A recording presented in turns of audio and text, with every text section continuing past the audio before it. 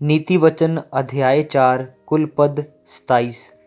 हे मेरे पुत्रों, पिता की शिक्षा को सुनो और समझ प्राप्त करने में मन लगाओ, क्योंकि मैंने तुमको उत्तम शिक्षा दी है। मेरी शिक्षा को ना छोड़ो। देखो, मैं भी अपने पिता का पुत्र था और अपनी माता का अकेला दुलारा था। और मेरा पिता मुझे ये कहकर सिखाता था, तेरा मन मेरे वचन पर लगा रहे, तू मेरी आज्ञाओं का पालन कर, तब तू जीवित रहेगा। बुद्धि को प्राप्त कर, समझ को भी प्राप्त कर, उनको भूल ना जाना, ना मेरी बातों को छोड़ना। बुद्धि को ना छोड़, वह तेरी रक्षा करेगी। उससे प्रीति रख, वह तेरा पहरा देगी।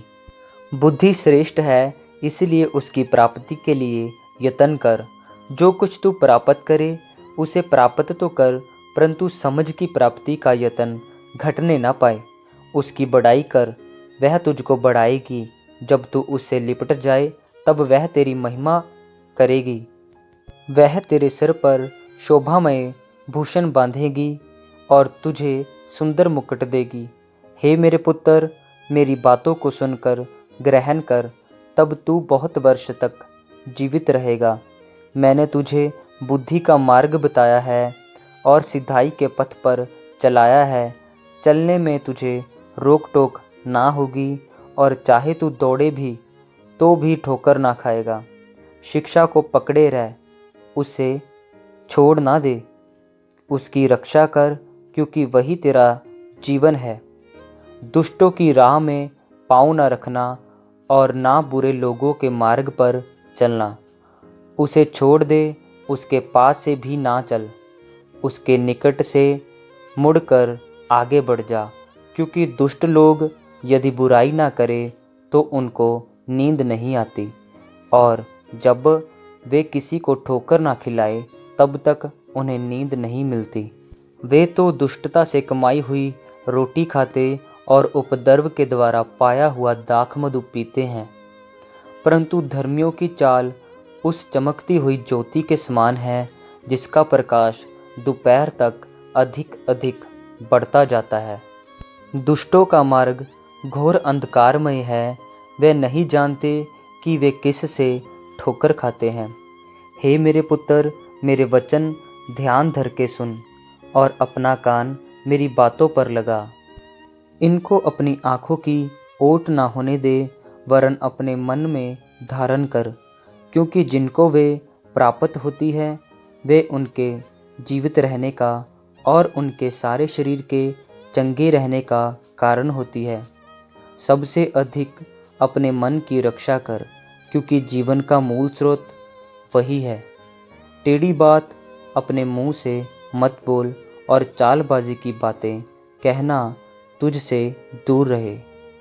तेरी आंखें सामने की ही ओर लगी रहें और तेरी पलकें आगे की ही ओर खुली रहें। अपने पाँव रखने के लिए मार्ग को समथर कर, और तेरे सब मार्ग ठीक रहें। ना तो तू दाहिनी ओर मुड़ना और ना बाईं ओर। अपने पाँव को बुराई के मार्ग पर चलने से हटा ले। आमीन। दोस्तों, इस अध्याय में राजा सुलेमान ने यह बताया है, जो लोग परमेश्वर की शिक्षा को सुनते हैं और मानते हैं, और वो शिक्षा उन लोगों को उनके जीवन में जीवित रखती है और उनके शरीरों को चंगा रखने का कारण बनती है। और वचन में लिखा है, सबसे अधिक रक्षा अपने मन की कर, क्योंकि जीवन का मूल स्रोत वही है। दोस्तों, अगर आज आपके मन में बुरे विचार चल रहे हैं, तो आपको ज़रूरत है कि आप अपने मन की रक्षा करें।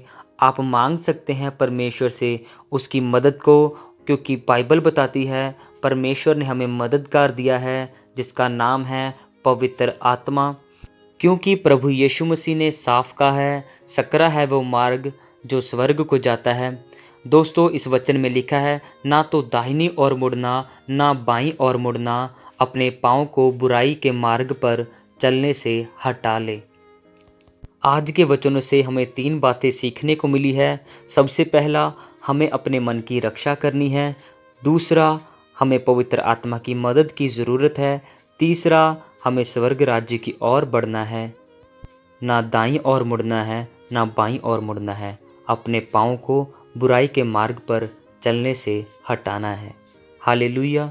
अगर आपको इन वचनों के द्वारा आशीष मिली हो तो इसे अपने सभी साथियों के साथ शेयर कीजिए और लाइक कीजिए, कमेंट्स कीजिए और हमारे चैनल गॉड्स टॉक्स हिंदी को सब्सक्राइब कीजिए।